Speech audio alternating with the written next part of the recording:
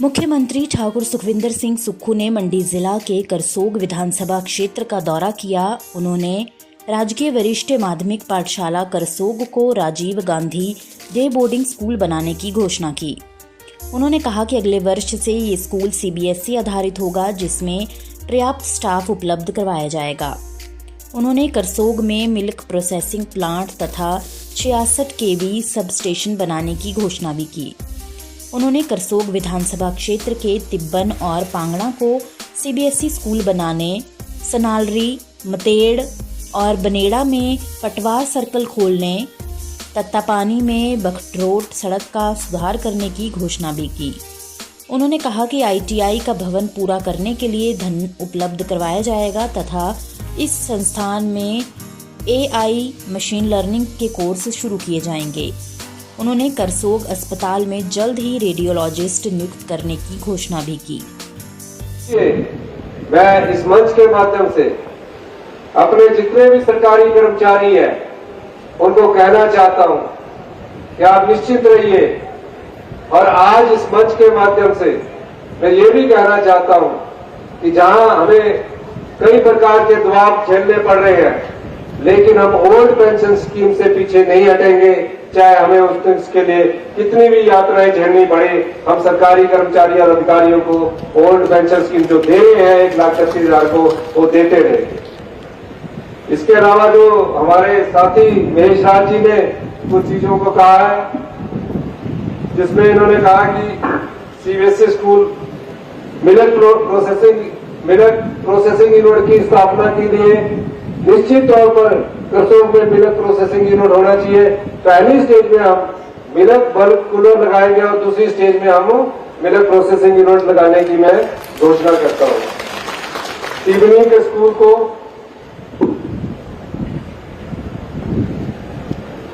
तिब्बन और पांगड़ा के लिए मैंने कहा कि पांगड़ा का कार्यक्रम रखिए।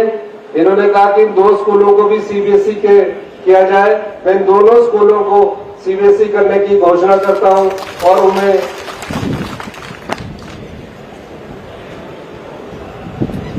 एक बहुत, यहां मैं अभी पता कर रहा था कि लाइट की बहुत कमी है, और जो 66 kV का आपका जो सब स्टेशन है वो कम से कम 40 से 50 हजार करोड़ रुपए का बनता है।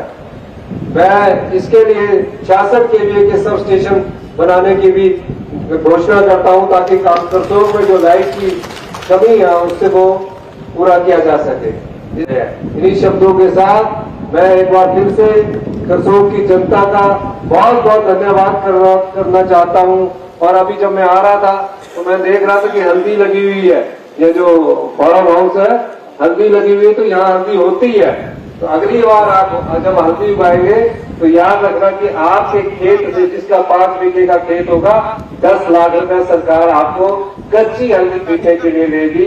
और इसके अलावा दूध के मूल्य में जो हमने वृद्धि की है, आने वाले समय में इसमें किस प्रकार से और स्ट्रेंथनिंग की जा सकती है, हमारी सरकारी तौर भी देखेगी। इन्हीं शब्दों के साथ मैं एक ITI की बिल्डिंग अधूरी रह गई है, जिसको मैंने देखा है, उसमें हम नए कोर्स शुरू करेंगे।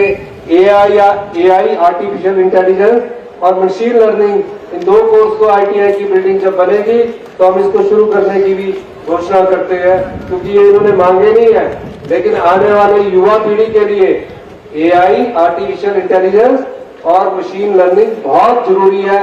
तब उनको जॉब के जो साधन है वो जल्दी उपलब्ध होंगे। और बिल्डिंग को हम इसी वर्ष में पूर्ण करने की मैं घोषणा करता हूं ITI की। और जो पॉलिटेक्निकल का सर्वे करना पड़ेगा, बच्चे है कि नहीं है, तो इसलिए उसका सर्वे करवाने के बाद ही मैं आपका पूरा ध्यान करेंगे, और उसके बाद इस यहाँ घोषणा करने के लिए दोबारा भी तो बुलाना है, अपने की नहीं बुलाना। हमारे यहाँ करसोग में 94 घर पूरी तरह नष्ट हो चुके हैं। इन 94 घरों को हमारी सरकार जो 7 लाख रुपया और 70,000 कपड़े और बर्तनों के लिए उपलब्ध कराएगी, जो 94 घर हो गए। उसके लिए हम एक कार्यक्रम आयोजित करेंगे, और निश्चित रूप से जिनके घर आंशिक रूप से डैमेज हुए, वो 161 के करीब घर है, उनको 1 लाख रुपया उपलब्ध करवाया जाएगा।